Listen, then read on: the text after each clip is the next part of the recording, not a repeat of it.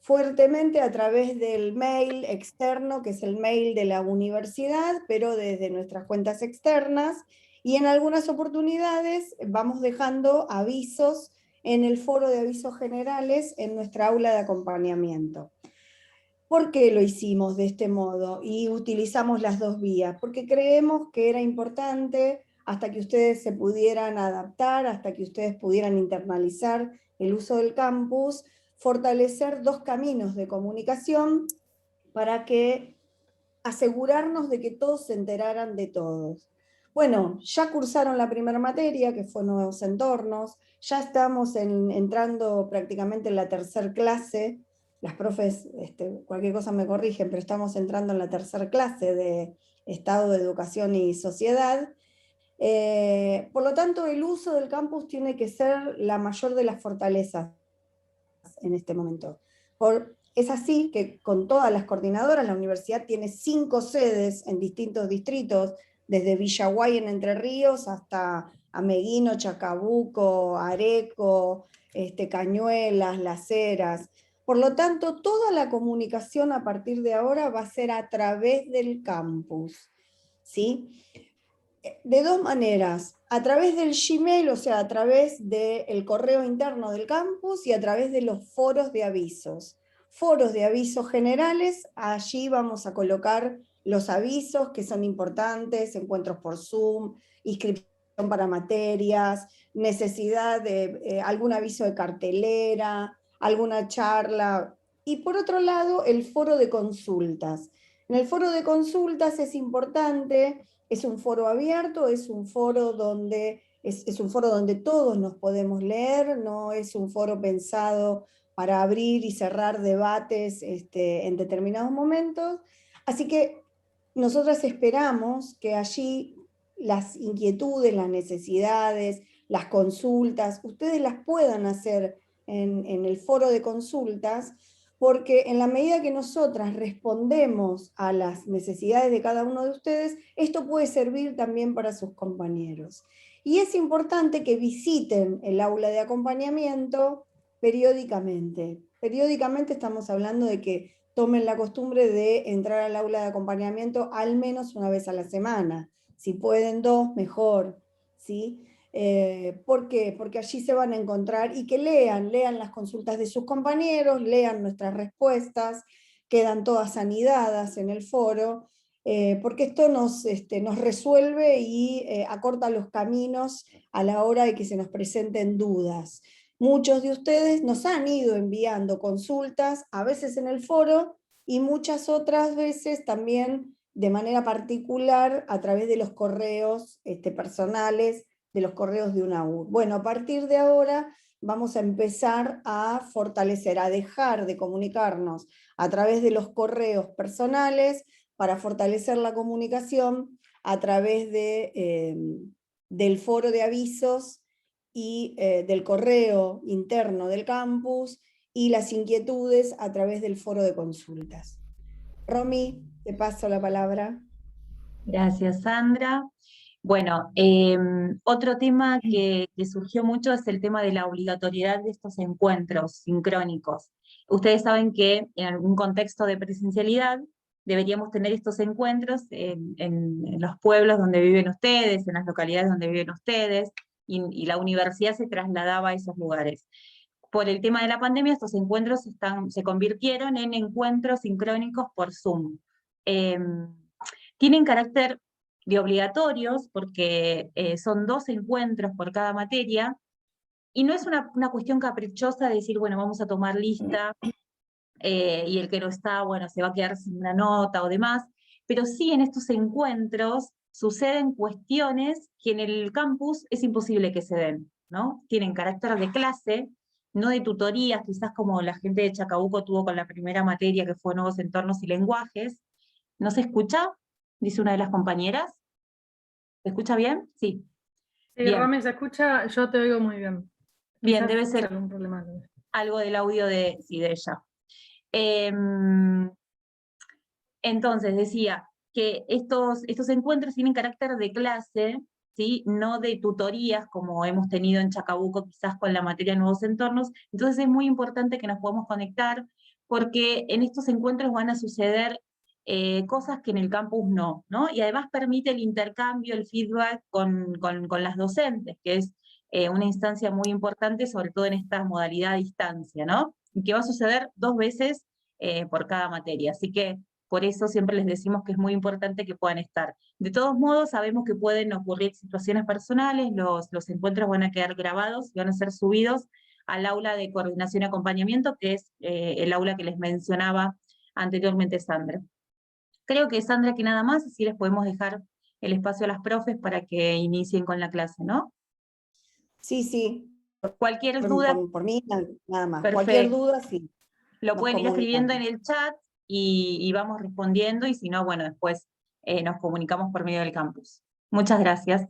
Bueno, gracias. Gracias Laura, Agustina y Natalia por el espacio. Bueno, ¿se oye bien ahí? ¿Se escucha bien? Sí, bien. Bueno, buenos días. Yo soy Agustina, estoy a cargo de la Comisión 2 de Chacabuco.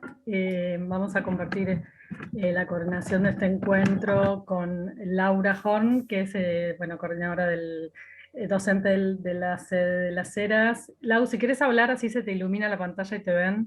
Hola. Estoy acá. Buen Ahí día va. a todos y a todas. Bien. ¿Cómo va?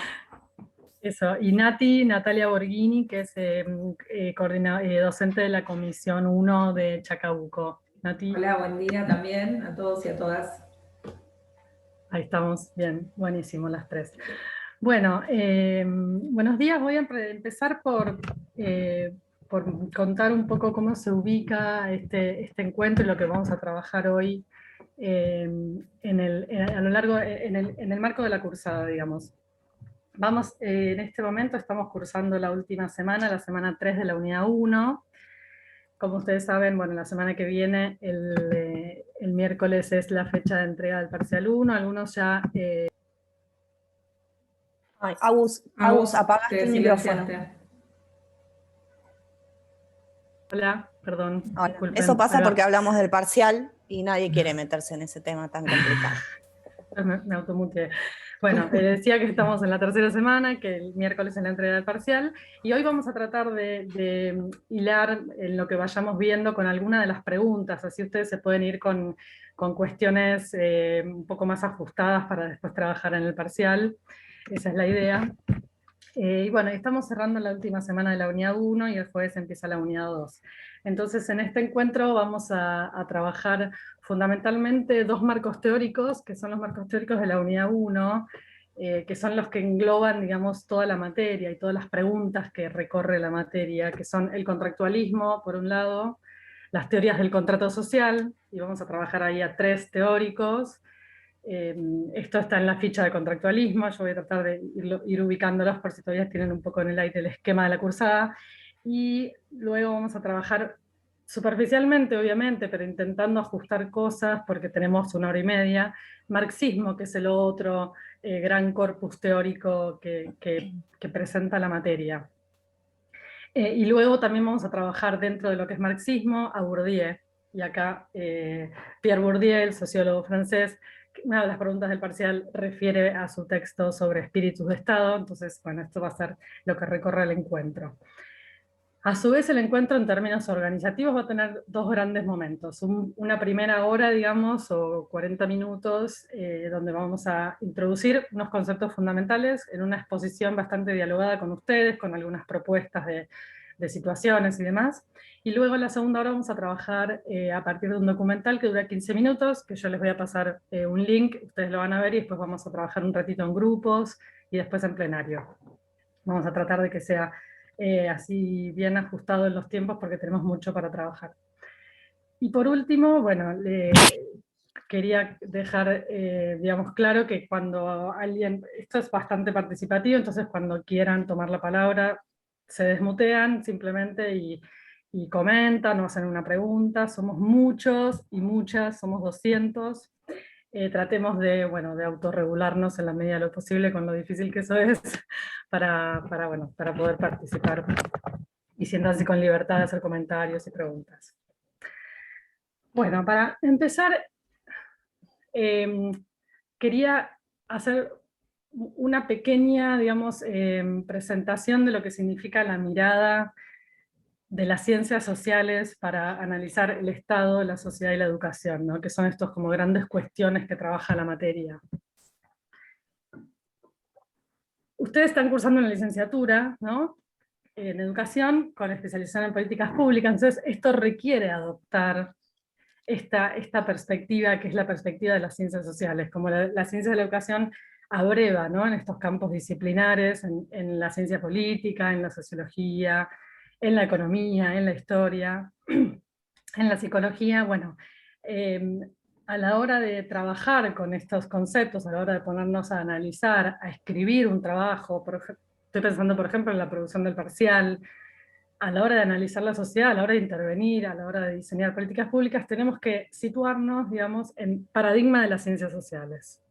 Y esto significa algunas cuestiones fundamentales. Yo en este punto les quiero compartir, voy a compartir pantalla y les voy a presentar unas imágenes. Un segundito, por favor.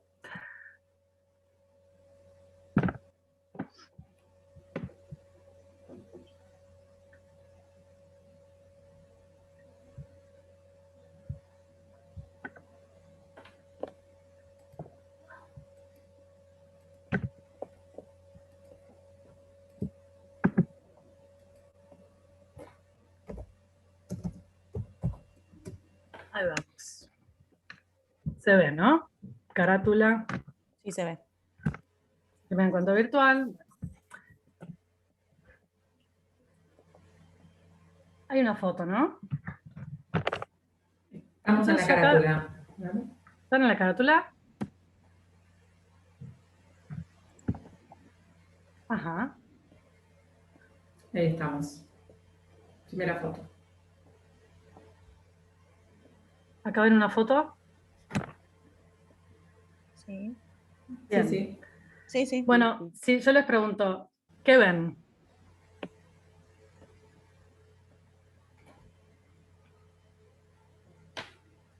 Niños en un recreo. Niños en colegio. Escuela. Claro, en un colegio. Escuela. Pero no todos iguales. Desigualdad. Niños. Polvo y otros no. Diversidad. Con guardapolvo, sin guardapolvo. Algunos con guardapolvo y otros. Hay una institucionalización que pareciera desigual en las características que se ven. Ujú. Bien, ¿qué más? De un contexto marginal, podríamos decir. Escuela pública. Sí, Escuela escuela pública. pública, claro. El Estado, veo- la presencia del Estado. Yo veo la socialización, ¿no? El aprendizaje basado en socialización. También. Yo veo al Estado presente a través de la escuela y normalizando a esa gente, normalizando a esos niños, dándole educación y sacándolo de la barbarie. Bien. Bueno, filosóficamente sería intervenir en la barbarie como si hubiera que eliminar una clase para que surja otra, ¿no? Bien, Y no, en bueno, esa- voy a poner en un esa puntito imagen- acá. Perdón. Sí. Yo no lo dije sacándolo de la barbarie. Si hablamos de años antiguos, la educación es la que hacía que, por ejemplo, acá en Argentina, el gaucho, cuando nos colonizaron, el gaucho era el bárbaro. Entonces, Sarmiento trae educación para normalizar y tratar de que el gaucho se fuera civilizando, para normalizar la vida en lo que eran los gauchos y los indios, y era una matanza. Yo A creo, Bien. Sí. ¿puedo? Yo les Creo pregunto, que- ¿qué ven, atengámonos al qué ven. Queremos no irnos de esta pregunta. ¿Qué ven en la foto? Yo veo el Estado, la educación y la sociedad. Estado de la educación en la sociedad. Bien, buenísimo. Pongo un punto acá. Yo sé que hay un montón para decir, pero pongo un punto acá. dijeron escuela. Antes que nada, quiero aclarar que en este encuentro no se evalúa a nadie ni a nada, ¿no? La idea es justamente empezar un poco a trabajar y amasar todos estos conceptos de la materia, que algunos son muy complejos, y ahí entre todos entre todas vamos a poder, espero hacerlo. Bueno, entonces dijeron escuela, dijeron niños, dijeron escuela. Fíjense que yo les muestro un guardapolvo blanco y ustedes ya dicen escuela. No está mal ni bien, solo quiero mostrar cómo opera acá la mirada. Desigualdad, dice diversidad, guardapolvo, institucionalización, desigual, contexto, escuela pública, socialización, Estado, educación, normalización, también dijeron, barbarie. Fíjense todo lo que sabemos sin saber nada de la situación. Todo lo que tenemos en nuestra cabeza, todo lo que venimos cargando de sentidos, de palabras, de análisis, de conceptos, todo lo que tenemos, con lo cual nos acercamos, en este caso, a una foto o a una realidad, pongámosle, ¿no? Esto no es un problema, esto es cómo funciona lo social. Con esto quiero mostrar que la realidad se nos presenta a nosotros como una realidad ya significada.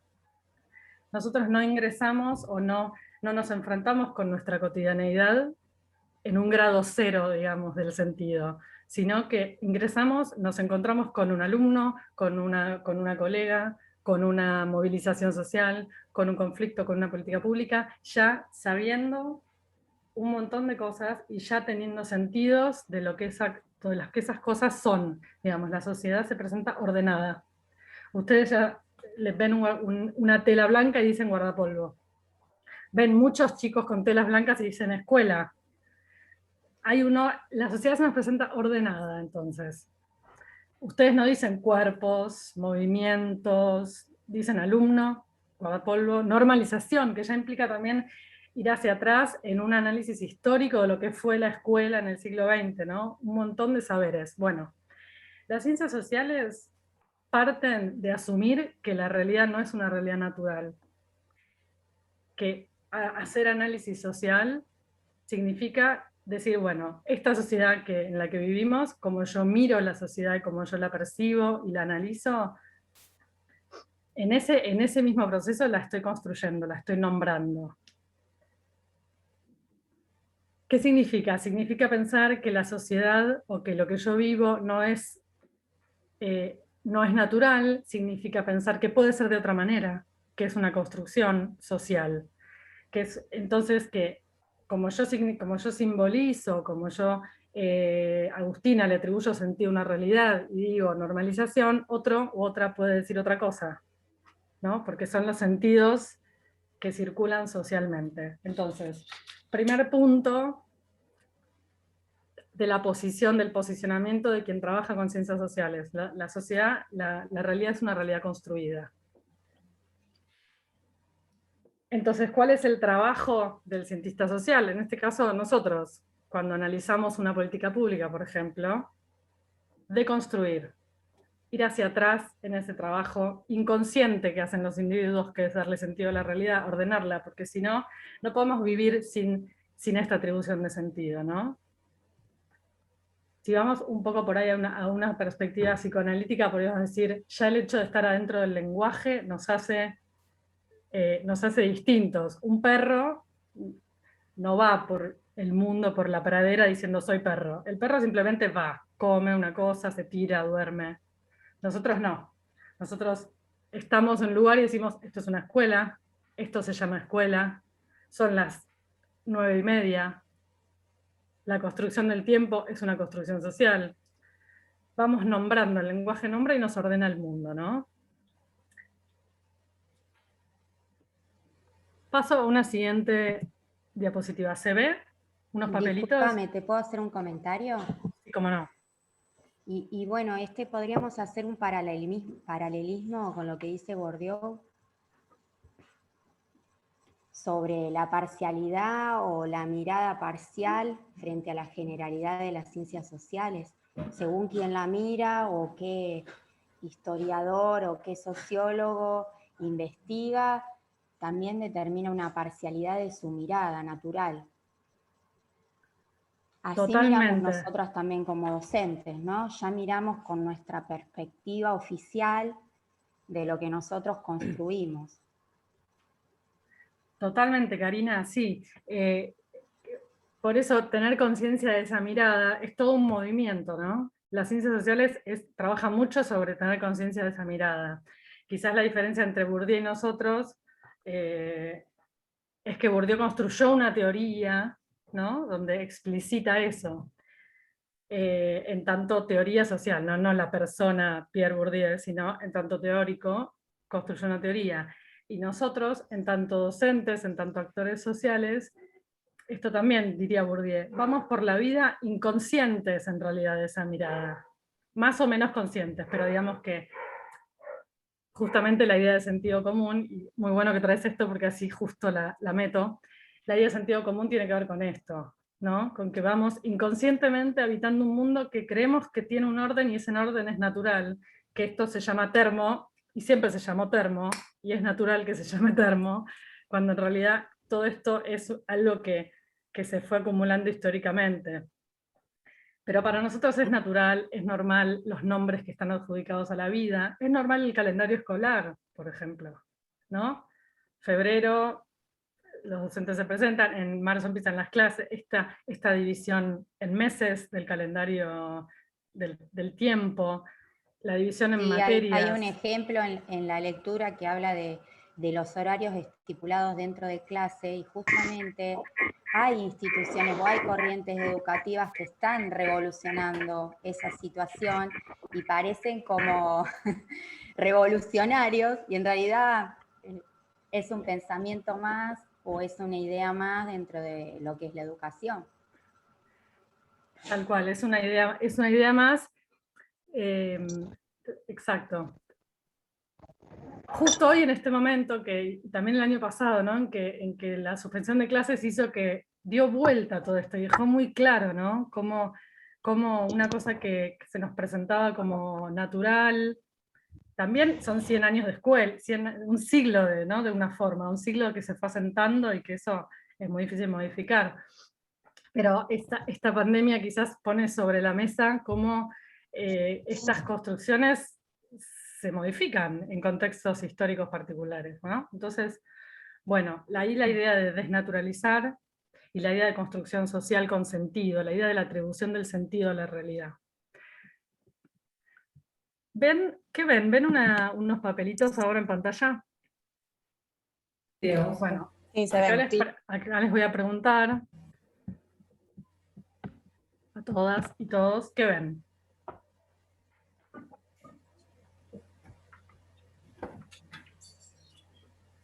Yo, por ejemplo, veo material que utilizo siempre y tengo al costado. Cuando yo soy preceptora, entonces material, para mí eso es un material, ¿no? Tener los papelitos para si llaman a alguien o preguntarme, bueno, cosas rápidas, pasarle a algún docente. Para mí eso es un material, los papeles. Acá en el chat Simplemente dicen veo una papeles, cantidad de hojas en anotadores. blanco sin valor. No veo desorden. Esperen, que se me acabó la virome. Un segundito, por favor.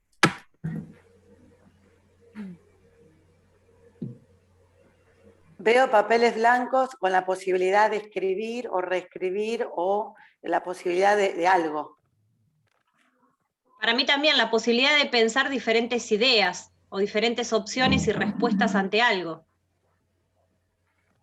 Pensar algo de diferentes formas o darle forma a algo, a alguna idea. No veo desorden. Yo veo papelitos para votar, como cuando doy clases y los puedo repartir y los alumnos pueden anotar y votar. Yo veo papeles rotos como si buscáramos un cambio. Yo solo veo papeles blancos, sin valor. A ver, me parece que Gisela levantó la mano. Gisela, si podés, abrí tu micrófono. Hola. Hola. Sí, yo veo papeles como para poner alguna expresión también, como para expresar algo que se quiera expresar. Bien. ¿Cuánto valen estos papeles? Alguien dijo sin valor. Depende para qué se lo quiera utilizar. ¿Cuál es la finalidad? Si yo quiero que expresen diferentes ideas, me parece que va a estar buenísimo, que va a servir mucho. Depende. El por eso, papel para lo como que la insumo. utilidad. El papel como insumo y va a depender del contenido que cada uno le pueda ayudar a escribir después. Algo que no está... Elementos de trabajo. Portados así Así son de simple elementos de vista, trabajo. perdón, así de simple vista no valen nada. Depende de lo que contenga. El contexto social. Creo que... Como materia y herramienta educativa sí sirve, es una de las herramientas casi fundamentales. Yo creo que tienen mucho valor, Sí. porque para llegar a ser papel hubo un proceso bastante largo y bueno, hubo que sacrificar un aspecto natural, algo que hace mucho daño al planeta, digamos, al medio ambiente. Yo creo que tienen valor por ese lado y por el lado que es algo muy útil para la vida de todos. Continuamente usamos papel, todo el tiempo usamos papel, para anotar lo que vamos a comprar en el súper, para anotar una idea, para que algo quede registrado. Me parece que es importante. Yo creo que el valor se lo da la situación. De repente estoy hablando por teléfono, quiero anotar un número y no encuentro un papel por mínimo que sea, es valiosísimo porque en esa situación lo necesito. Así que el valor es relativo. Bien, bueno, voy a poner un punto acá. Es muy bueno todo lo que dijeron. ¿Se ve otra diapo ahora? Todavía no. Todavía no, claro, esto es lo que me está pasando, que no sé por qué. Ahí, listo. Vamos a resolverlo así. ¿Qué ven? Se ven rayas en la pantalla también. Yo por lo menos estoy detectando rayas amarillas que cruzan las imágenes. No sé si... No sé qué me pasó ahí. Creo que No, eso eso- querer recién. No, eso me parece que alguien lo puso sin querer, pero ya Ignórenlo. quedan ahí. ¿Qué ven? Yo veo papel con valor. Los mismos papeles que en la foto anterior, pero con un valor económico que se lo denominó Vale. alguien, en este caso un ente económico. Esto ya Capitalismo. representa. Capitalismo. ¿Cierto? Claro. Valor impuesto al papel. Son los mismos papeles anteriores, nada más que en este caso el Estado le otorga valor. Poder. Exacto. Que con esos papeles que estamos viendo ahora podríamos comprar los anteriores, entonces ahí se ve el tema de la economía y el capitalismo. Bien, y al revés no, digamos. Al revés no podemos, con los otros no podemos comprar estos. Bueno, entonces, entre los otros papeles y estos papeles está la construcción social de la realidad. La atribución de sentido a un objeto. Es más complejo que esto, tiene más capas, ¿no? Pero vamos a ir tomando algunas palabras que dijeron. Es interesante que en la primera pregunta, cuando había papelitos, rápidamente le atribuimos un sentido a los papelitos, un uso, un destino, ¿no? Material que uso siempre, fue lo primero que dijeron, material que uso siempre. Depende para qué ese material, depende, tiene valor, depende para qué se usa. Agus, ¿puedo hacer un comentario Sí. chiquito respecto de eso? Total. Algo que me llama la atención, que en esta idea de la construcción social y de la acumulación histórica de sentidos, estamos tan acostumbrados, además, sin darnos cuenta, a darle un sentido a las cosas, que casi que somos incapaces de ver solo papel. Necesitamos que tenga un sentido para algo, que sea un material, que sea un anotador, que sean pedacitos de fotocopia. No sé si se dan cuenta de que nos hace falta que tenga un sentido. Pero eso, perdón, es mucho también del docente, que le intentamos dar sentido, somos recicladores naturales, entonces tratamos de darle utilidad y sentido a todo. Totalmente todo de sirve para acuerdo. algo. Sentido y finalidad. Sí, y Todo también tiene tiene que que servir. ver con la construcción social del sistema educativo, de la docencia argentina, tiene que ver con esas cosas también.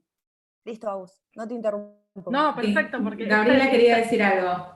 Dale. Gabriela. Sí, menos mal, Laura, que dijiste eso, porque la verdad que yo me sentía como muy estructurada cuando tiraron la primer foto. ¿Qué ven? Chicos. La segunda, papel. La tercera, dinero argentino. Entonces, ¿viste? Es como que yo digo, y escuchaba a mis compañeros que le daban todo, y yo dije, bueno, pero una cosa es qué es lo que yo estoy viendo, y otra cosa es para qué lo utilizaría o cuál sería. Particularmente en la primera foto yo veo que los chicos están en un recreo, yo veo, porque soy profesora de educación física, y que los que no tienen guardapolvo es porque terminaron la clase de educación física, entonces están en el recreo sin guardapolvo, que generalmente pasa eso. En la segunda veo papel, yo lo uso para hacer fixture, para anotar chicos a ver quién va ganando, o sea, esas cosas. Y el dinero, bueno, el dinero que lo usamos para todo, pero como que yo no sé si es que estoy yo estructurada muy demasiado, capaz que por el tema de qué es lo que veo y para qué lo utilizaría o cuál sería la interpretación.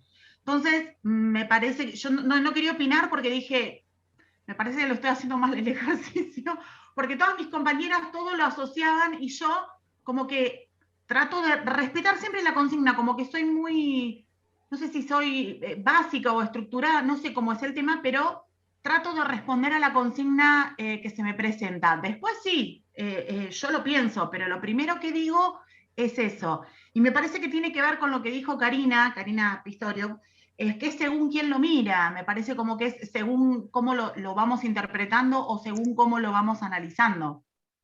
Mira, Gabriela, esto que es... Perdón, dale. No, que para sumar un poco a esto que planteas, que es muy interesante, porque uno puede intentar como correrse lo máximo posible de las representaciones que se nos aparecen ante los objetos y las realidades que vemos, pero por más que vos tratás de buscar como la palabra más, vamos a decir algo que no es efectivamente correcto, pero que se ve más neutral o que menos muestra tu mirada subjetiva, igual se te apareció toda esa representación. Entonces, aunque querramos corrernos de las representaciones y de los sentidos que le atribuimos a las cosas, y aunque querramos responder lo más neutral posible, esas representaciones se nos aparecen.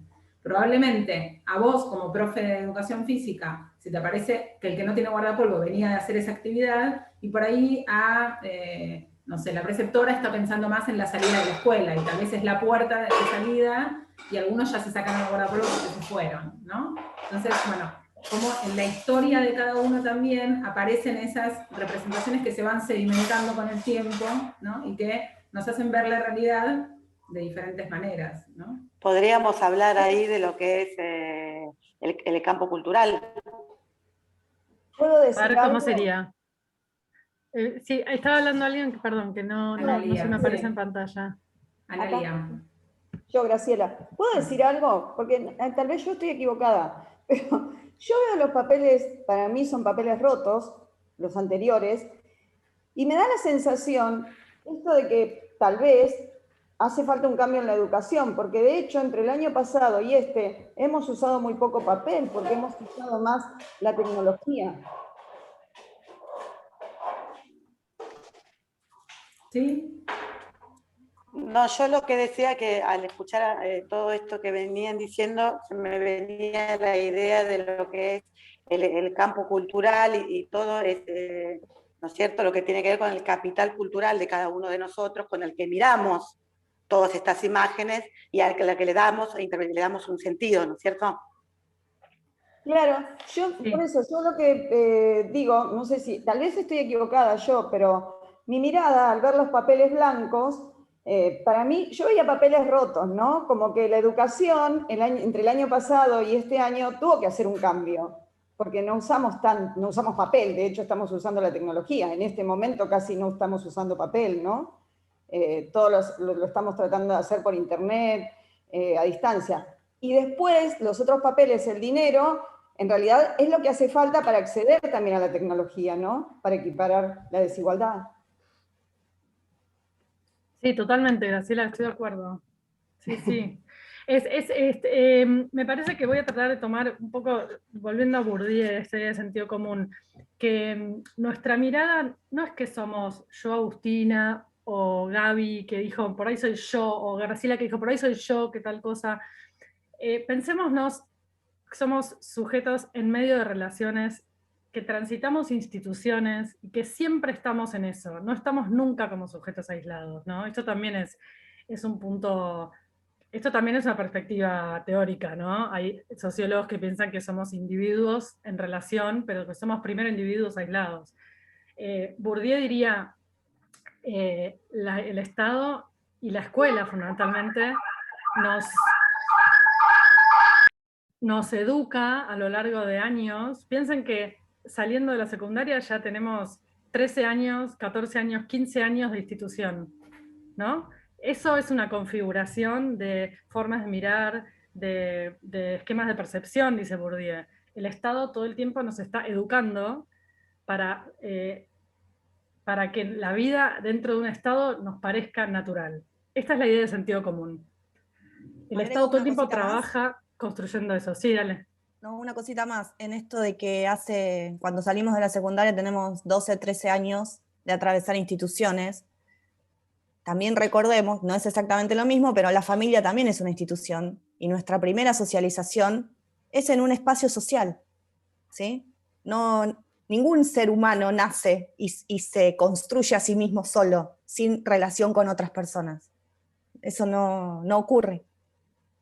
Eso entonces, cuando miramos, nunca soy yo que miro algo. Es yo con una historia, con una institución que me educó, ¿no? Con todo un esquema de percepciones. Es interesante lo que dijo la profe. Del mundo, como dice. Exacto, claro. Que el mundo que es social, ¿no? Que lo que dijo Valeria antes. Sí, perdón. Lo que dijo Gabriela, dale. Lo que dijo Valeria, pero ella dijo algo así como, pero somos docentes y los docentes estamos acostumbrados a atribuir finalidades y utilidades a todo. Eso es interesante porque es mirar desde lo institucional, cómo el dispositivo escuela nos configura una manera de mirar. Entonces, así como la profe de educación física va a ver en clave de educación física, el profe de biología va a ver en otra clave, y que trabaja con radio va a ver en otra clave, y esto es la institución creándonos sentidos comunes sobre cómo mirar la realidad, ¿no? En una parte a mí me llamaba mucha la atención cuando se hablaba de esto de que uno interioriza y después plasma a su vez en la sociedad para seguir reproduciendo y dándole un orden a toda esa realidad subjetiva o ese sentido común, que no es ni tan subjetivo ni objetivo, sino que son todas esas relaciones, ¿cierto? Sí, está muy bien esto de la objetividad que traes, Analía, porque nosotros trabajamos con teorías sociales, que son las herramientas de trabajo, ¿no? Entonces, cuando analizamos, la idea es, bueno, esta carrera, la idea es formarlos en el uso de las teorías sociales, ¿no? A ver, si yo miro la realidad a partir de Bourdieu, voy a ver un orden construido, voy a ver que miramos la realidad a partir de un sentido común, que el Estado me construye ese sentido común, ¿no? Esto es la crítica de Bourdieu. Si yo pienso desde Marx, y esto de citar a los autores, también lo digo para el parcial, es una herramienta de quien trabaja con ciencias sociales, ¿no? Según Marx, esto tendría que ser leído así, esto háganlo en el parcial, es una manera también de entrenar esta mirada. Según Marx sería tal cosa, según Hobbes, uno de los contractualistas, la sociedad es tal cosa, ¿no? Esto de recurrir a los teóricos, porque cuando hacemos análisis social siempre estamos hablando, pensando dentro de marcos teóricos, que se pueden criticar, podemos pasarnos a otro marco teórico, podemos elegir qué marco teórico nos gusta más para pensar la realidad. Podemos mezclarlos también. Podemos mezclarlos, las ciencias sociales de hecho combina marcos teóricos tal cual. Pero es importante siempre avisar desde qué lugar uno está hablando. Sí, en ese sentido quería retomar lo que decía, creo que Graciela, cuando hablaba de la importancia de revisar las prácticas del uso de los papeles, de este año de pandemia y la tecnología. En un momento me pareció, tal vez, si no lo uso como disparador, pero que decías algo de, bueno, por ahí está mal lo que estoy pensando, por ahí no es correcto. Y en realidad lo que propone, digamos, la actividad que nos compartió Agustina, tiene que ver con esto de no hay correcto o incorrecto, y no hay mi mirada en soledad, sino que cada uno está mostrando a través de lo que ve y de cómo lo expresa, todas estas relaciones que nos atraviesan, nuestros vínculos con las instituciones, y esa manera en la que nosotros vamos construyendo la mirada de lo social. Entonces, es la mirada que en un parcial, digamos, sí, uno puede decir, bueno, esto lo voy a plantear desde este marco teórico, pero que permanentemente nuestras construcciones de lo social están atravesadas por esas lecturas y por esas trayectorias que tenemos, y que, bueno, se nos hacen difíciles, y también sería un poco, volviendo a esto de lo psicoanalítico, un poco esquizoide estar analizando permanentemente desde qué lugar estoy parada mirando el mundo cada vez que salgo a comprar un pedazo de pan, digamos, o a vincularme con otro. Pero bueno, eso, no hay lo correcto o lo incorrecto, digamos, la invitación es a reflexionar sobre cómo construimos nuestras miradas del mundo y cómo construimos eso que estamos observando y reflexionando sobre eso acá, ¿no? No, pero eso debe ser por mi miedo a una carrera universitaria. El susto que tengo. Porque yo soy maestra de matemática, además. No, bueno, pero Graciela, eso es un volviendo un poco a esto que dice Bourdieu, ¿no? O sea, nosotros estamos durante 20 años atravesando una institución que nos forma en una manera, esto no es menor, o sea, no somos nosotros, es el dispositivo, es la sociedad la que nos forma también una manera de mirar. Criaturas de Estado, dice. ¿Cómo? Claro, criaturas de Estado. Claro, somos criaturas de Estado. Entonces también modificar ciertos esquemas de pensamiento lleva un tiempo, lleva una repetición también, ¿no? Por eso les digo, empecemos a entrenar la escritura académica mencionando autores. Es un entrenamiento, es algo que se repite y que en algún momento nos va a empezar a salir de otra manera. Esto es un trabajo, es un tiempo que requiere. Y no hay que tener miedo a la teoría. La teoría es un invento de alguien. Una teoría es un invento de alguien. Es eso, se sentó y dijo, bueno, yo creo que esto es así, me parece que tal cosa, y yo esto lo explico de esta manera, ¿no? Entonces, lo que pasa es que se tomó el trabajo de sentarse y escribir 500 páginas, que bueno, uno no lo hace, pero hay que tomar, la teoría es eso, fundamentalmente. Y un poco hilando con esto, vamos a pasar a un ejercicio que les quiero proponer, para entrar un poco en contractualismo, un ejercicio un poco de imaginación y también de invención. Imagínense que nosotras y nosotros, que somos 217 personas en este Zoom, estamos en un barco, y el barco naufraga en el medio del océano, y caemos en una isla desierta. Así como estamos, ¿no? Algunos nos conocemos, otros no, con lo que tenemos. Y bueno, en la isla hay 2 árboles con bananas, hay una montaña, hay un río, y hay más o menos unos 10 chanchos ahí dando vueltas. ¿Qué creen que pasaría a lo largo de los días? Llega la noche, tenemos hambre. Hacemos cualquier cosa para supervivir. ¿Cómo? Perdón, más fuerte, por favor. Para mí buscaríamos un líder o alguien se haría cargo de la situación para organizarnos. Para mí primero empiezan los problemas. Claro, primero hay enfrentamientos. Para mí primero vería cuáles son los recursos para saber cómo administrarlos, o pensar la forma de cómo administrarlos no sabiendo hasta quién nos va a venir a rescatar o que tenemos que arreglarnos solos. Entonces, ¿cómo hacemos con los recursos que tenemos, de los que disponemos, para poder sobrevivir? Yo creo que como personas, lo primero... Sí, ¿quién está hablando? Perdón. Graciela, dale. Yo creo que como personas lo primero que nos pasaría es la desesperación de cómo hacer para conseguir volver, bueno, y después de ahí, como dicen los demás compañeros, surgen los problemas, y después a través de los problemas alguien que dice, bueno, esto hay que ponerle un orden, y a partir de ahí administrar los recursos. Pero me parece que entre todo eso, hasta que pase, va a ser un caos hasta que se pueda encontrar un hilo, digamos. va a ser mi manera de verlo, ¿no?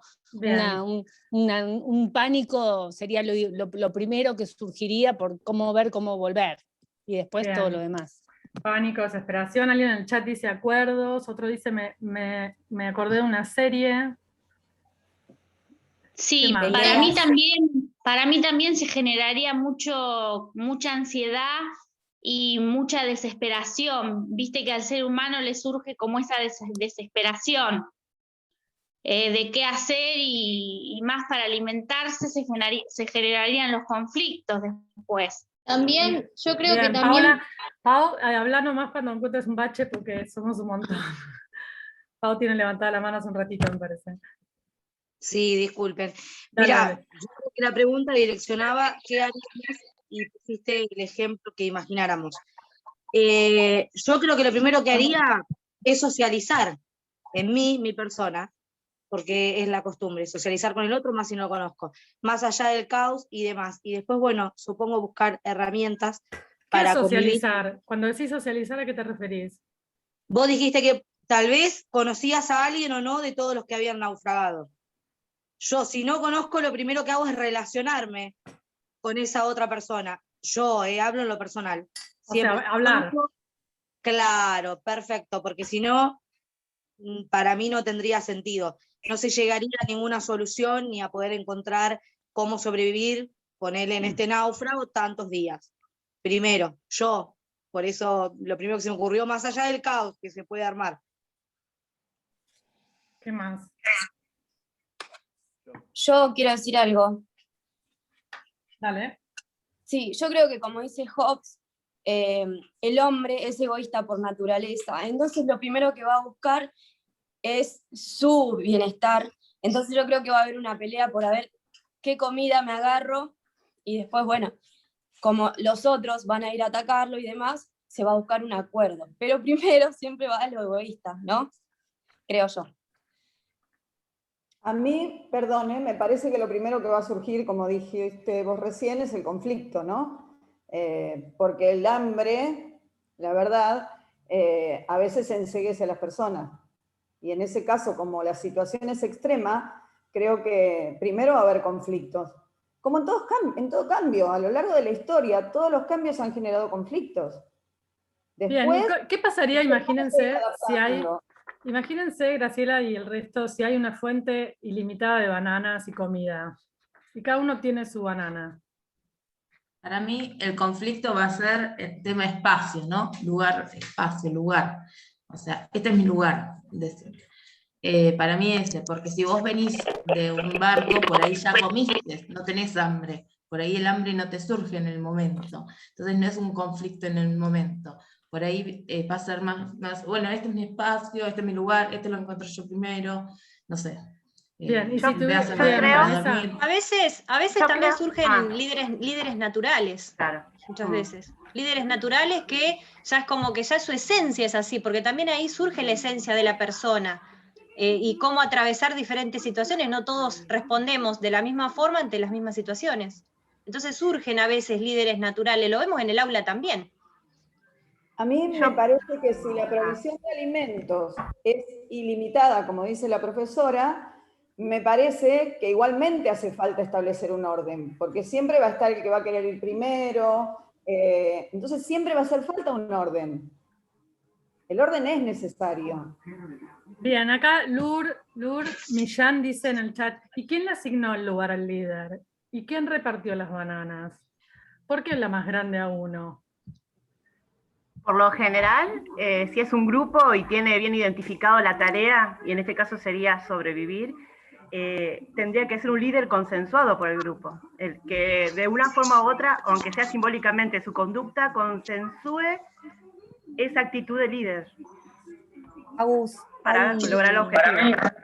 Agus, una cosa, hay gente que levantó la mano hace un rato largo y quizás no se anima a participar directamente. Lucía es una y Roberto es otro. Dale, Lucía ¿Quieren? primero, después Roberto. Dale, gracias, Lau. Somos un montón. Yo creo que habría una lucha de poder también, porque no solo uno va a querer ser líder, y otra de las cosas que se me ocurre es que por ahí así esté una organización dada, va a haber a lo mejor una mala distribución de los recursos.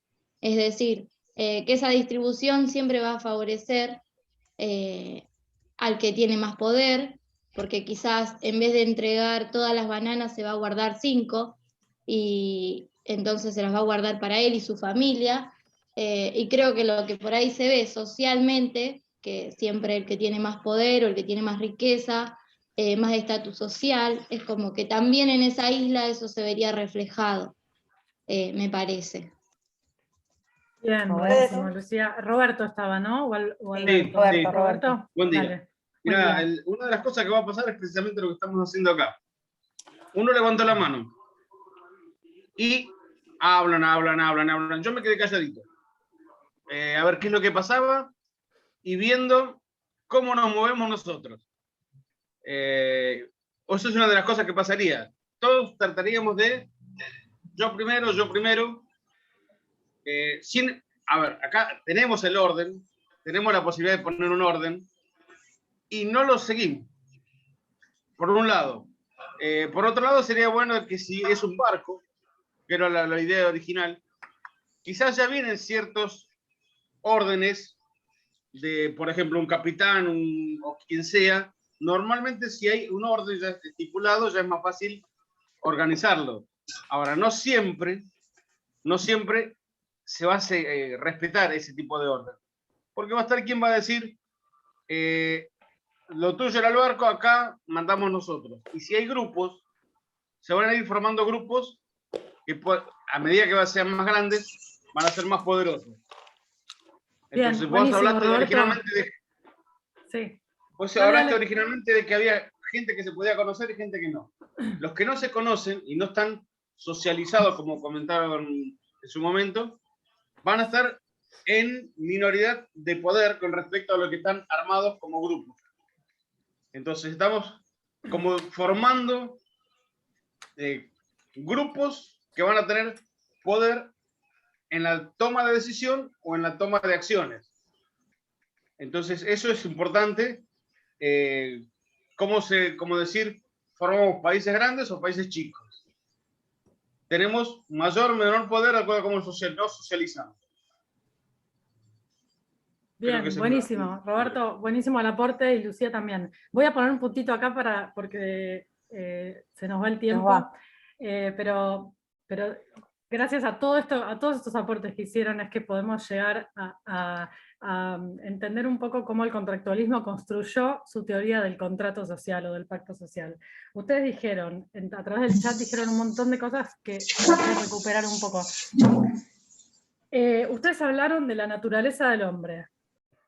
Dijeron, porque vieron que el ser humano es el ser humano es egoísta, nos va a surgir la desesperación, yo voy a intentar socializar, dijo la compañera, no me acuerdo el nombre, la compañera Pau, dijo, yo voy a intentar socializar, porque somos seres sociales, hay algo también del aspecto de la naturaleza del hombre, hablar con el otro, la esencia de la persona, hablaron de la esencia de la persona.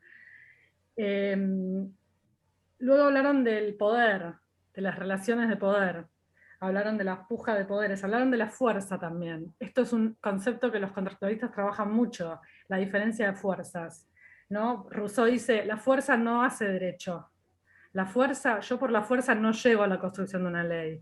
La construcción de la ley tiene que ser producto de la razón, dice Rousseau, por ejemplo, que es uno de los 3 contractualistas, ¿no? Luego dijeron, si hay un orden, ¿no? Dijo Roberto, lo último que dijo es yo me quedé escuchando mientras el resto hablaba y después hablé. Bueno, estos modos también, ¿no? De participar, que son modos distintos. Una cosa con eso que dijo Roberto tiene que ver con la legitimidad de los roles, si existe un capitán, si no existe, si ya había unas jerarquías establecidas a las que obedecíamos en el barco, ¿no? Ahí también está la idea de legitimidad. Sí, total, eso es lo que iba a decir después, me adivinaste. Bien. Que él dijo, si hay un orden, no siempre se va a respetar, como vos decís, ¿cómo hace el orden para reproducirse como tal? ¿Cómo hace un Estado para sobrevivir? ¿Cómo hace un gobierno? Estado y gobierno no son iguales. Cuando vean Twilight Rey van a ver que ella los diferencia bastante bien. ¿Cómo hace un sistema de poder, una organización social? Pensemos el Estado argentino. ¿Cómo hace un Estado para reproducirse como tal y no disolverse? ¿Cómo hace? Reproduce todo el tiempo el orden social, reproduce todo el tiempo está construyendo herramientas para que los individuos crean que vivir en ese estado es legítimo y es lo que debe suceder. Esta es la construcción de legitimidad, ¿no? De un orden social. El Estado todo el tiempo tiene que trabajar para su propia legitimidad, para poder existir, ejercer poder, ¿no? Para poder funcionar, porque hay un ejercicio del poder. El Estado es una forma de dominación, dicen todos los teóricos que hablamos hablan del Estado como un modo de dominación de distinta manera. Entonces, ustedes en este trabajo de pensar desde esta idea de la isla desierta, desde esta situación, lo que hicimos fue acercarnos un poco a tres nociones importantes de los contractualistas. Y acá les quiero compartir pantalla para presentar esto, que lo vean bien claro en la pantalla. El estado de naturaleza, contrato.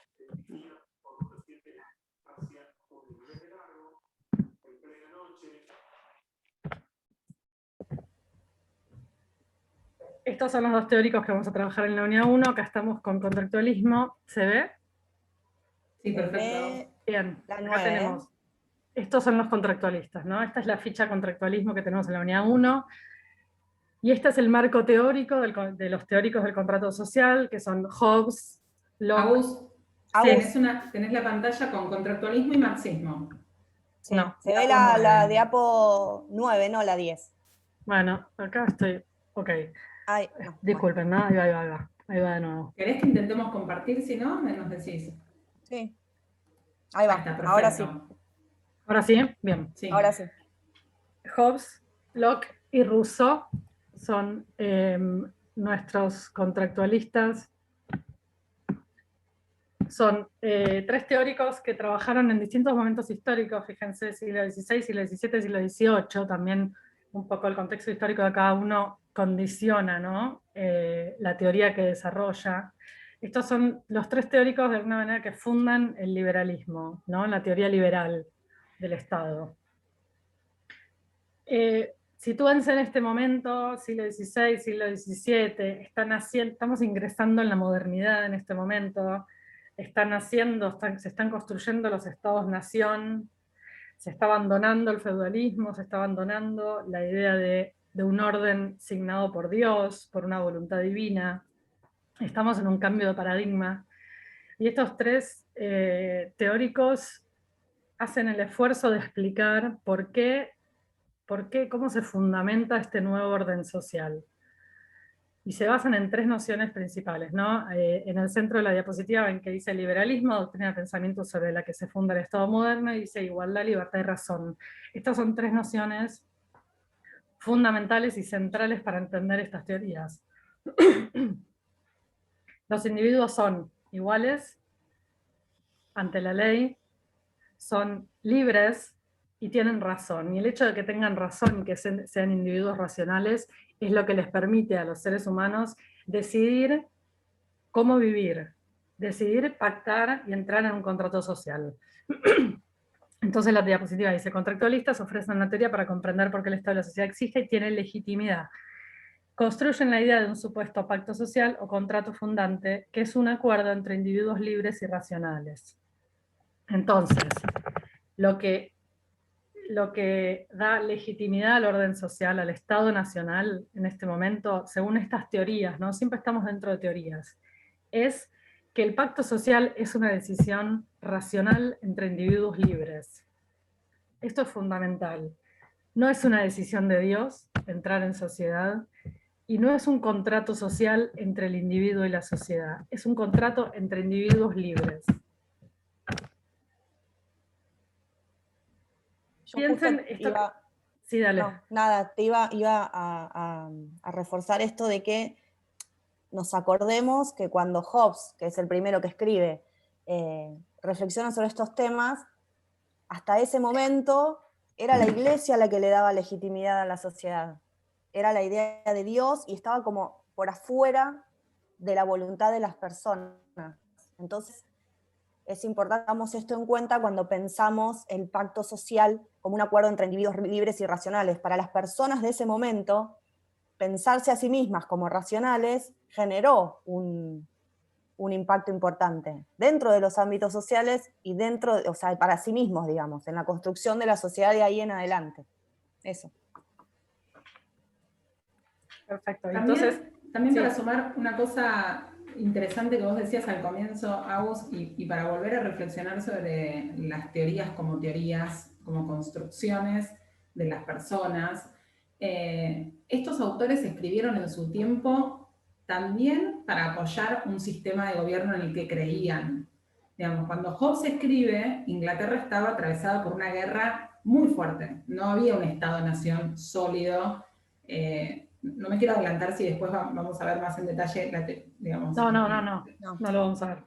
Bien, entonces, Hobbes, al sostener que el estado de naturaleza es un estado del hombre como lobo del hombre, y al sostener que el hombre es malo por naturaleza, desprende unas conclusiones distintas de las que desprenden Locke y Rousseau. Hobbes estaba intentando apoyar un estado fuerte ante un conflicto tan intenso en la Inglaterra que no terminaba de unificarse. Entonces, sostener que el hombre es lobo del hombre le permite decir que el hombre necesita entregar algunos derechos, distintos de lo que sostenían los otros autores contractualistas, y darle mucho poder al Estado, ¿no? El Leviatán que él plantea. Entonces, digo, esto lo traigo no para que sepan al dedillo y cada especificidad de los autores, pero es interesante para pensar por qué ciertas teorías sostienen algunos puntos y no otros, ¿no? ¿Por qué para Hobbes el hombre es malo y por qué para, malo lo digo en términos muy simplistas, pero quiero decir, ¿por qué analiza el estado de naturaleza como un estado muy conflictivo y Locke no? Y Rousseau menos, digamos, ¿no? Bueno, eso lo lleva a sostener y a apoyar y a plantear un tipo de estado, un tipo de acuerdo distinto en cada caso. Entonces las teorías ¿puedo tampoco... hacer un comentario? Sí, sí. Perdón. En relación a lo que decías, me gustaría compartir la interpretación acerca de estos tres pensadores digamos, la idea que me surge es esto de que en realidad ellos no, como decías vos, no apoyan un pacto social o no están proponiendo un contrato, sino están dando lugar al contrato a partir de una conceptualización del hombre como naturaleza que indirectamente lleva a la necesidad de hacer algo con eso. Es decir, primero se crea el concepto de hombre natural para luego concluir de que en realidad ese estado es un estado que al hombre, digamos, no le garantiza la supervivencia, por ponerlo en algún término exagerado. No sé si se entiende lo que quiero decir. Totalmente. Está bárbaro lo que decís, está muy bueno porque nos lleva directamente a la próxima diapositiva, que es, no sé quién habló, perdón. Gastón es mi nombre. Gastón, ¿qué tal, Gastón? Sí, comparto lo que decís y... Ay, Dios, perdón. Me parece que esto... ¿Querés que lo pasemos nosotras, Agus? ¿Alguna de nosotras dos? Bueno. ¿Lo tenemos? Igual me parece que va a ser medio lo mismo, chicas. Lo que Sí, quiero retomar de Gastón es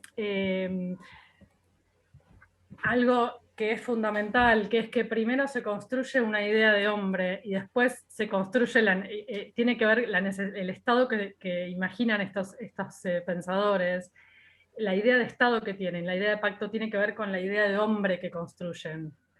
Esto es fundamental. La idea de esto que nosotros estuvimos pensando con la situación de la idea desierta, los teóricos del contractualismo lo llaman estado de naturaleza, ¿no? Ellos primero piensan un estado de naturaleza del hombre, que sería el estado previo al estado social o civil, o el estado... acá no hay que confundir estado con estado, o sea, el estado de naturaleza... Organización social. Totalmente, el estado de naturaleza... El estado de naturaleza es anterior a la organización social. Exactamente, gracias. Claro, es lo presocial. Pero en definitiva ese estado de naturaleza también es una conceptualización, es una categoría teórica impuesta. Exacto. Absolutamente. Claro, absolutamente. Después termina derivando digamos, en una idea de contractualismo. Eso es un poco lo que yo intentaba enfatizar recién, ¿no? Digamos, esto de, si yo quiero apoyar un Estado muy fuerte, al que hay que cederle todos los derechos, ¿sí? Y pensamos en el contexto de Hobbes, tal vez un poco motivado por dar fin a una guerra muy intensa en la Inglaterra en la que él vivía. Si yo digo que el estado de naturaleza, el estado pre-social de los individuos que van relacionándose, es un estado muy armónico, ¿por qué yo tendría que cederle todos mis derechos al Estado? Eso es un poco lo que Rousseau le viene a cuestionar a Hobbes. Entonces, Hobbes plantea, en un estado de conflicto y de guerra permanente, de todos contra todos, necesitamos ceder nuestras libertades individuales, algunas de ellas, pero casi todas, a un Estado muy fuerte. Entonces, lo que quiero plantear con esto, un poco retomando esto que decía Gastón, de acuerdo al tipo de sociedad que van a plantear estos autores, construyeron un estado de naturaleza teniendo en cuenta que el hombre es de un modo o de otro, ¿sí? Tener esa premisa nos lleva a una conclusión distinta, ¿sí? Si la premisa es que el hombre es malo o si la premisa es que el hombre vive en sociedad de manera armónica. Totalmente. Voy a pasarles una diapositiva para verlo visualmente y después pasamos a la parte del documental. Después les vamos a compartir este PPT a todos porque ahí está bastante más desarrollado esto, pero por una cuestión de tiempo no vamos a poder verlo en detalle, pero esto es lo que decía Gastón recién y también Natalia y Laura retomando, ¿no? Párense en la columna de la izquierda, acá son los 3 momentos, digamos, de esta teoría. Los 3 autores trabajan sobre estos 3 momentos. Hay un estado de naturaleza, el estado presocial, ¿no? Para Hobbes es un estado de guerra, para Rousseau no, habla del buen salvaje, para Locke tampoco es un estado de guerra necesariamente. Luego del estado de naturaleza se pasa a la idea del pacto social, al pacto social. O sea, ¿no? Esta teoría dice, los individuos entran en sociedad a través de un pacto, un acuerdo mutuo. Ustedes hablaron de acuerdos cuando hablaban de la isla desierta. Y luego aparece la conceptualización del Estado o de la organización social, como decía Laura, o del Estado civil o cuerpo político. También los 3 autores tienen una teoría determinada de cómo es ese Estado. Y estos carteles de abajo son los libros que escribieron, el Leviatán, 2 tratados sobre el Chile y el contrato social. Que son Esto los después 3 se los pasamos. absolutamente recomendables. Si alguno tiene ganas, los puede leer, están buenísimos. Sí, tal cual. Entonces, vamos ahora a ver este documental que son 15 minutos, que se llama Colegiales. Este documental lo hizo el director Gustavo Lasquier, allá por 2004, es un documental que ganó un montón de premios, pero más allá de los premios, me parece que es bastante rico y piola para pensar todas estas cuestiones que vimos en el encuentro y que trabaja la unidad 1 y la materia, la cuestión de la legitimidad de un orden social, la cuestión de la participación, la cuestión de cómo participamos, que planteó Roberto, la cuestión de cómo se sostiene un orden, y la naturaleza del hombre finalmente, ¿no? Les voy a pasar en el chat el link, un segundillo.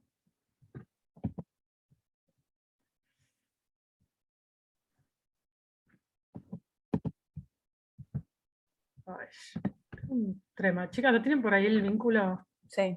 Porque no puedo, un segundo. por alguna razón, no puedo salir de la diapo. Ahí va. Este ¿listo? link de YouTube, claro.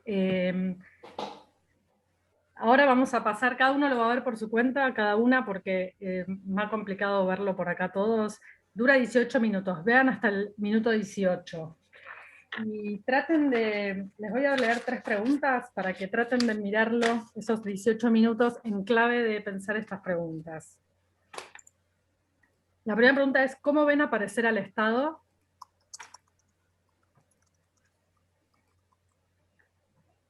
La segunda es cómo ven aparecer al pueblo, a la sociedad. Las estoy escribiendo en el chat, así por si los necesitan. Bien. ¿Y La otro? tercera es cómo aparece el conflicto. La pregunta no apunta a que ustedes expliquen, sino que traten de identificar en qué parte del documental, de qué manera, cómo se expresa en lo que ven, esas tres cosas. Son 10 y 20, menos 20, ¿no? Nos encontramos de nuevo, ahora si quieren mutense y demás, así cada uno lo ve por su cuenta. Y en 20 minutos, 10:40, nos volvemos a encontrar y hacemos una puesta en común tratando de retomar estas preguntas, ¿sí? Es más largo el video, así que vean hasta el minuto 18 y nos encontramos.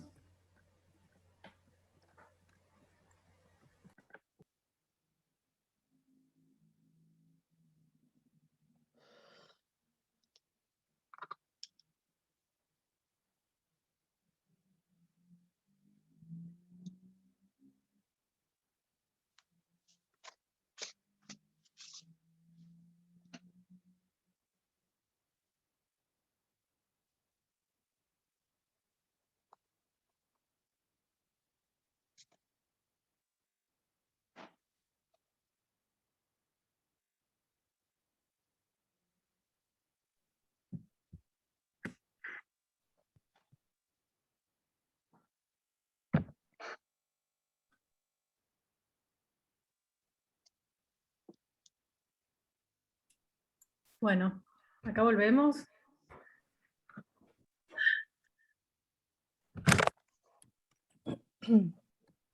¿Pudieron ver?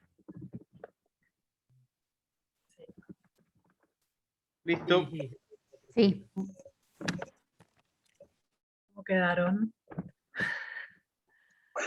Con volver a recordar, en mi caso, los inicios de mi militancia. Tremendo, ¿no? Sí. Valeria había levantado la mano también. Dale. Bueno, pedimos perdón, pero somos un montón. A veces por ahí algunas manos quedaron colgadas. Quizás es lo que podemos. Dale, Vale, ¿querés comentar? Sí, yo quería responder a las 3 preguntas.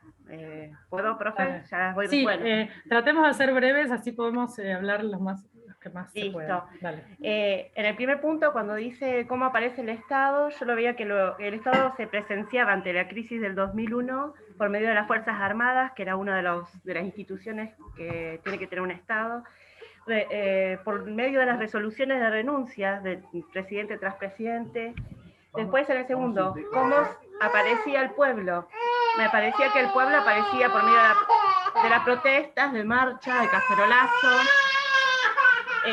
también diciendo distintos lemas, como por ejemplo que se vayan todos, lo viejo no sirve, queremos algo nuevo, y bueno, aparecían por medio de las asambleas populares o vecinales o barriales. Y tercero, ¿cómo aparece el conflicto? Bueno, cuando ya esa relación de pueblo-poder se pierde, se busca, o los dirigentes naturales quieren ser reemplazados se quiere reemplazar por dirigentes naturales, lo de escritorios, como decía uno de los participantes ahí. Bueno, a la hora de subsistir, que es lo que más nos pasó a los argentinos, surgieron distintos grupos o organizaciones, como los cartoneros, los del trueque, con ideas que, bueno, tenían que llegar a consensuarlas, que no fue fácil, y bueno, quería comentar que justo me hizo acordar cuando pertenecía a un grupo de trueque acá en Las Heras, y bueno, removió un montón de cosas.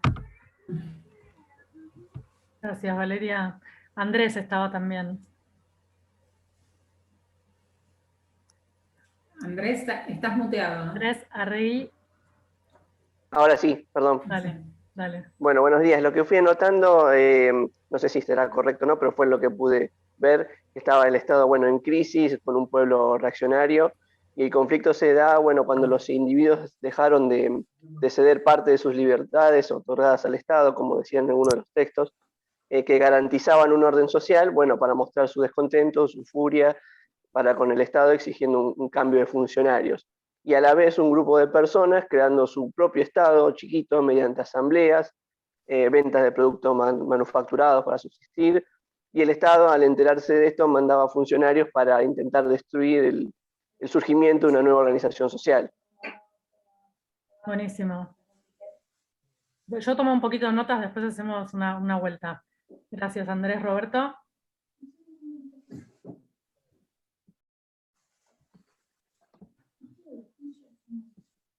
Sí, sí. Voy a hacer algunas pequeñas anotaciones.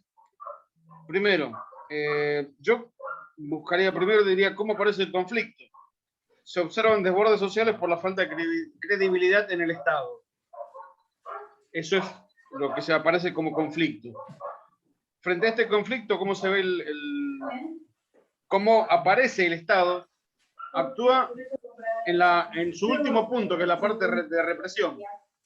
Netamente de represión. ¿Y cómo se ve aparecer al pueblo? Buscando una salida, tratando de encontrar una solución, sea o hablando o en búsqueda de soluciones, como es un festival, para sacar adelante los problemas que tiene la sociedad. Buenísimo, Roberto. Muy bueno, gracias. ¿Alguien más quiere comentar acá? ¿Qué vio? Me gustaría hacer un comentario. Dale. Creo que el conflicto se inicia por la pérdida de legitimidad del Estado. Aparece un Estado represor. Luego, la sociedad reacciona de diferentes formas a través de protestas sociales, como saqueos, salidas a las calles, que hasta ese momento no estaba visto, ¿no? Una protesta social en la calle tan masiva y de diferentes clases sociales, como se ha visto en las imágenes. Esta, por pérdida de representatividad, ¿no? En ese momento se había perdido la representatividad y fue esa salida y esa búsqueda de nuevos representantes, y en este caso tal vez se han encontrado representantes barriales, desde los núcleos más chicos. Luego se observa una necesidad y una búsqueda desde la sociedad de un nuevo equilibrio y se pide al Estado la intervención. Por eso se veía que había algunos comerciantes que pedían como una justicia desde la mirada del Estado, ¿no?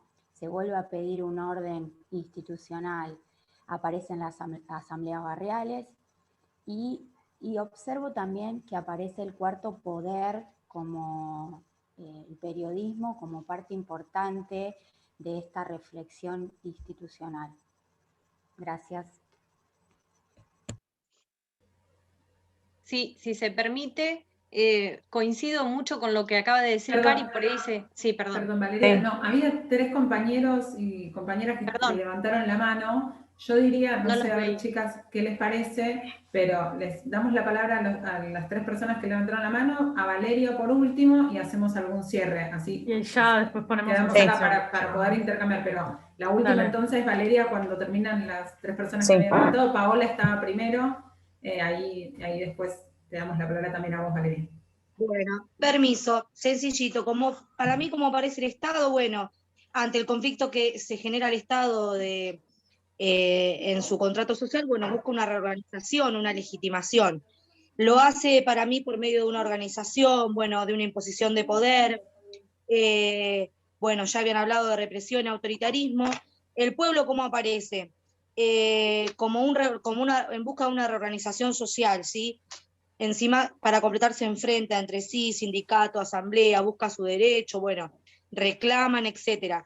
¿Y cómo aparece el conflicto? Bueno, ante la ruptura del contrato social, cambia la relación, ¿sí?, con el Estado, y aparece este conflicto donde el pueblo se manifiesta, reclama, busca su espacio, etc. A mi parecer, es lo que pude tomar. Gracias. Ricardo.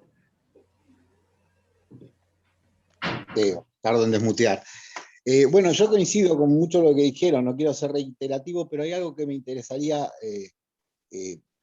fundamentar acá. Lo que se vio es básicamente los movimientos en Capital Federal, en colegiales, donde empezaron a trabajar gente que obviamente que también iría de la provincia, pero en realidad cuando hablamos de pueblo hay una pequeña representación del pueblo. Por ejemplo, el trabajador rural, toda esta revolución no lo ayudó en lo más mínimo. Esto ayudó al cartonero, al que estuvo trabajando bajo, o sea, que estaba en la opresión, pero que tenía acceso a la gran ciudad. Ahí hubo mucha gente que todavía no estuvo representada. Y aparte, apoyo la teoría de Hobbes cuando dice el hombre lobo, porque yo soy testigo de cómo el patacón y el lecop te lo cobraban, cuando vos ibas a comprar a cualquier lado, te daban un valor de un 80% de ese billete. Muchos docentes cobraban con eso también. Mientras que cuando vos ibas a un mayorista a comprar, yo tenía en ese momento comercios, te lo tomaban al 100%. Por lo tanto, los mismos pueblos, el mismo pueblo le robaba al pueblo de menor poder adquisitivo. Eso fue terrible. Fue terrible desde el punto de vista humano para mí. Quería comentar eso porque justamente ahí se entiende mucho cuando Hobbes en su momento dice, ¿no?, del hombre lobo, el hombre contra el hombre. Y yo lo vi en persona. Nada más que eso. Solo un comentario antes de pasar a Virginia. Me parece importante, Ricardo, esto que decís, porque situás geográficamente, ¿no?, y complejizás un poco el análisis. Esto también es parte de la mirada de las ciencias sociales, ¿no? Acá cuando participamos tenemos que intentar, es difícil, esto es algo que se ejercita, meternos en el traje de científicos sociales, ¿no? Complejizar, situar en un tiempo y un espacio, en las clases sociales, digamos, todas estas capas que empiezan a aparecer. Sí, eso solo. Virginia. Sí. Bueno, lo mío también, o sea, no quiero ser reiterativa, cuando levanté la mano por ahí todavía no habían dicho algunas cosas, pero se fueron diciendo, más que nada el Estado como represor, ¿sí? El pueblo buscando esta representatividad que no estaba, más que nada como alzando la voz en un momento en donde querían hacer valer sus derechos, ¿no? Y el conflicto, bueno, el conflicto es algo que en realidad es muy propio de la actividad política, o sea, continuamente se está entre el consenso y el conflicto, ¿no? Son los dos polos, digamos. Entonces, bueno, es como que alzando la voz justo el pueblo tratando de, por medio del conflicto, tratar de obtener, como dije, hacer respetar sus derechos y que justamente el Estado cumpla con sus obligaciones también para con ellos. Y no quería dejar de destacar lo último que vi en el último minutito, que me trajo por ahí a lo que pasaba hoy en día, ¿no? A lo que pasa con las vacunas. Hablaba algo de las vacunas, o sea que no llegaba por ahí a todo el mundo, de que los bajos recursos, que no los podían tener y no le querían dar las vacunas gratis. Si bien en este momento hay un plan de vacunación gratuita, pero bueno, también sabemos que hay todo un trasfondo en el que se sospechó a dónde iban las vacunas, como que había un sector VIP que las recibía antes, ¿no? Como me trajo a este momento una situación de años atrás. Eso nada más.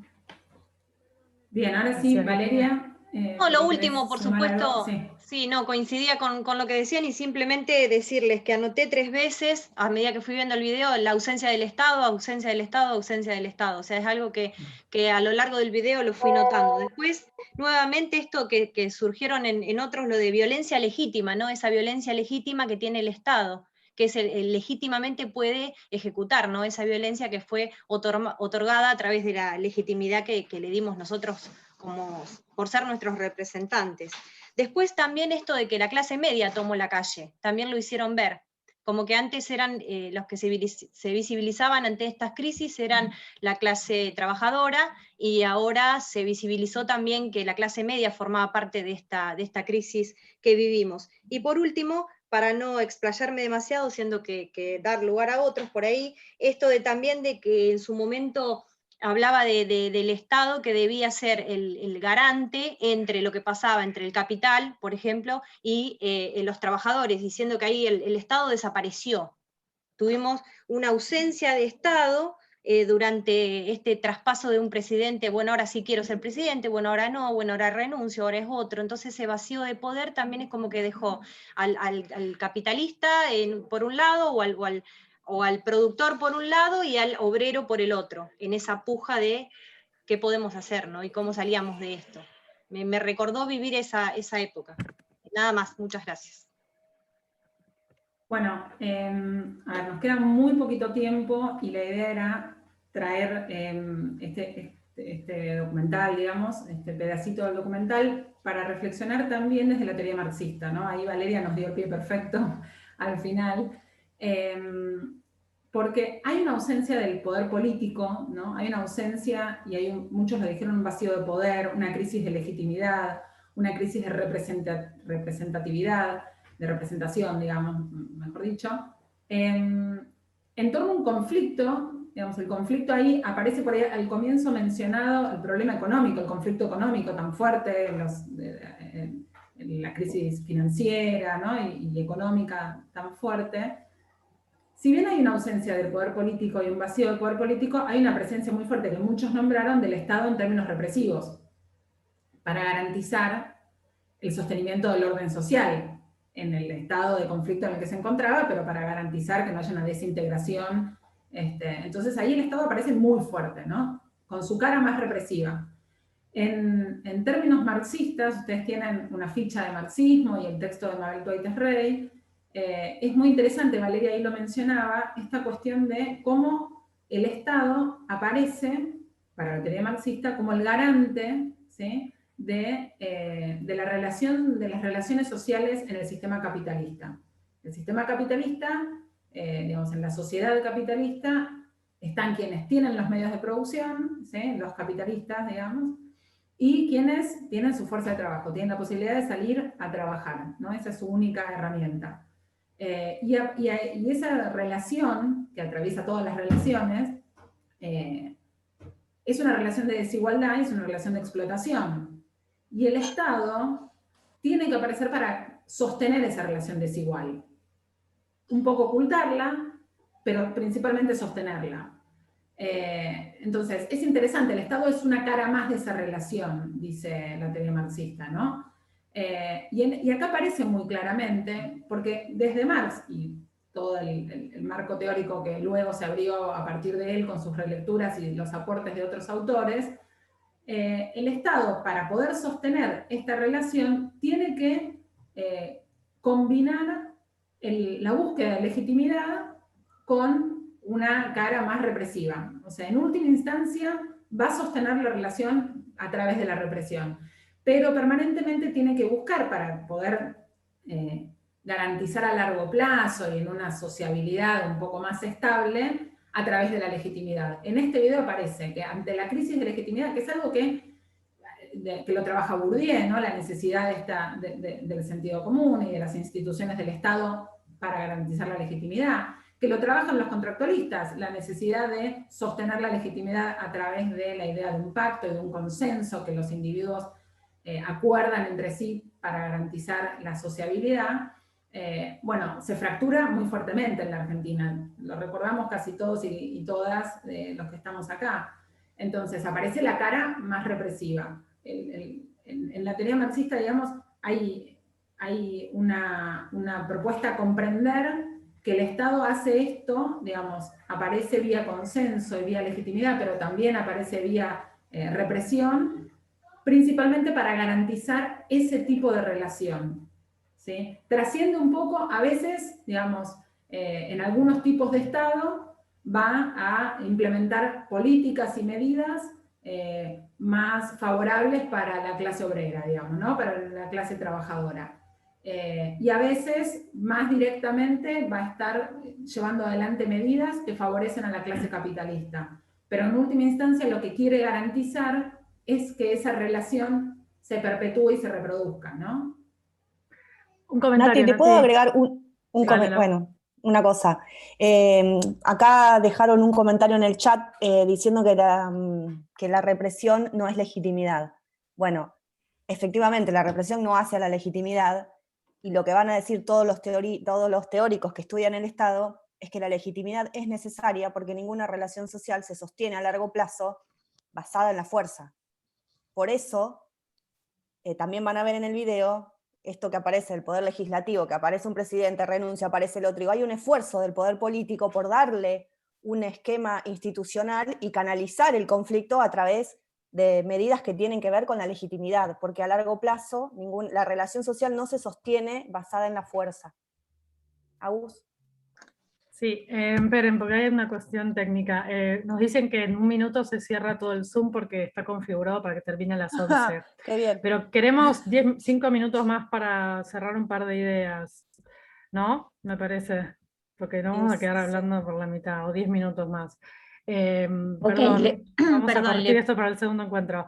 Sí, Pido Romy. 15 minutos más y lo que podemos hacer es, volvemos a entrar por el mismo link. Sí, ¿te porque parece? me parece que hay que cerrar un par de ideas. Perfecto. Entonces, disculpen, ahora nos volvemos a conectar todos al mismo link que antes. En cuanto se apague. En cuanto se apague, claro. Esto que recién contaba Nati es la idea de las tareas contradictorias del Estado. Esta es una pregunta del parcial. Es la idea de la contradicción, esta contradicción que ejerce todo el tiempo el Estado, ¿no? De construir legitimidad, pero a la vez reprimir y garantizar ese orden social desigual. Tomando un poco lo que decía Lau y también alguien del chat, disculpen el chat, lo estamos leyendo y tratando de recoger todo.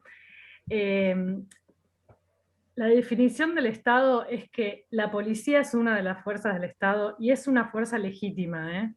O sea, el Estado es el único que tiene el poder, el monopolio legítimo de la fuerza. Entonces, acá hay algo para sumarle un poco de complejidad. Si bien la represión no construye legitimidad, la policía es una fuerza del Estado legítimamente constituida. Las Fuerzas Armadas también. Entonces, todo el tiempo estamos en esta tensión entre hasta dónde la represión, hasta dónde el control social, ¿no? Porque el Estado se define en sí mismo como una institución que tiene el monopolio legítimo de la fuerza. La policía es legítima, ¿no? Lo que pasa es tiene que... reglas en este sentido para construir la legitimidad de la policía. Exacto. No puede salir a los tiros, digamos. No, es ilegal, ¿no? Digamos, pero sí puede, bajo ciertas características que están estipuladas por la ley, ejercer esa fuerza